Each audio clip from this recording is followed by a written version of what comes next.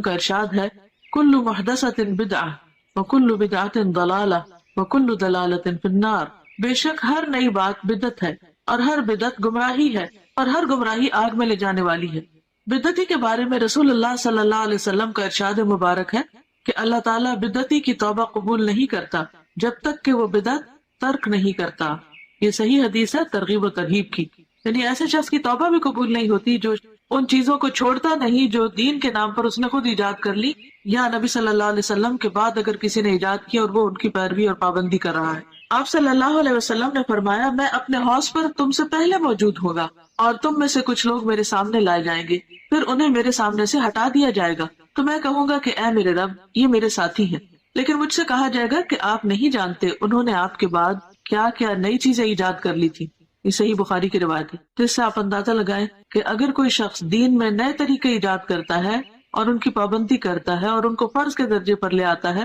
تو قیامت کے دن ایسے شخص کو نبی صلی اللہ علیہ وسلم کے حوض سے پانی نصیب نہ ہوگا اور آپ اس شخص سے خفا ہوں گے کیونکہ اس نے دین کو اپنے ہاتھ میں لے لیا۔ لہٰذا ایسے تمام طریقوں اور کاموں سے بچنے کی ضرورت ہے جو دین کے نام پر آپ کے بعد ایجاد کر لیے گئے ہوں، کیونکہ آپ صلی اللہ علیہ وسلم نے فرمایا من احدث فی امرنا ھذا ما لیس منہ فہو رد، صحیح بخاری۔ جس نے ہمارے اس دین میں کوئی ایسی چیز ایجاد کی جو اس میں سے نہ ہو تو وہ مردود ہے، یعنی ریجیکٹڈ ہے، قابل قبول نہیں۔ اسی طرح یہ ہے کہ بعض لوگ 27 رجب کی شب کو عبادت کا اہتمام کرتے ہیں، تو اس کے بارے میں دین کا حکم کیا ہے؟ دیگر بدعات کے علاوہ 27 رجب کو رات جاگ کر عبادت کرنے اور دن کو روزہ رکھنے کو بھی بہت اہمیت دی جاتی ہے اور اس کی نسبت واقع معراج سے کی جاتی ہے۔ حالانکہ نبی کریم صلی اللہ علیہ وسلم نے اپنی حیات مبارکہ میں واقع معراج کے بعد اس رات کسی خصوصی عبادت کا نہ تو اہتمام کیا اور نہ ہی نبی کریم صلی اللہ علیہ وسلم کا کوئی قول یا عمل 27 رجب کی شب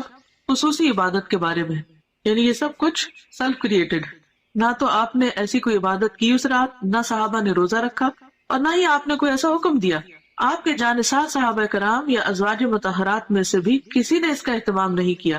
لہٰذا ایسے تمام طریقوں اور کاموں سے بچنے کی ضرورت ہے جو دین کے نام پر نبی کریم صلی اللہ علیہ وسلم کے بعد ایجاد کر لیے گئے ہوں، یعنی اپنی طرف سے کسی چیز کی پابندی نہ اپنے اوپر اس طرح فرض کے درجے میں کرنی چاہیے اور نہ ہی کسی اور کو اس کا پابند کرنا چاہیے۔ واقع معراج کے ظہور کی حقیقت اپنی جگہ مسلم ہے، یعنی یہ واقعہ تو پیش آیا ہے، مگر یہ بھی ایک حقیقت ہے کہ اس کے رونما ہونے کی تاریخ کے بارے میں کم و بیش 36 مختلف اقوال ملتے ہیں، 36 ڈفرنٹ ورژنز ہیں۔ بعض کے مطابق یہ واقعہ ربیع الاول میں ہوا، بعض نے رمضان، بعض نے ہجرت سے چند سال بعد اور بعض نے چند ماہ قبل کہا۔ اس کی حتمی تاریخ کسی صحیح حدیث سے یقینی طور پر ثابت نہیں کہ واقعی یہ 27 رجب کو ہی ہوا ہوگا، تاہم یہ بات تسلیم شدہ ہے کہ نبی کریم صلی اللہ علیہ وسلم کو مکی زندگی کے آخری حصے میں یہ خاص مشاہدہ کرایا گیا جس میں ہمارے لیے سیکھنے اور عمل کرنے کے بہت سے پہلو ہیں۔ قرآن پاک میں اللہ تعالیٰ نے فرمایا ہے سبحان الذی اسری بعبدہ لیلا من المسجد الحرام الی المسجد الاقصی الذی بارکنا حولہ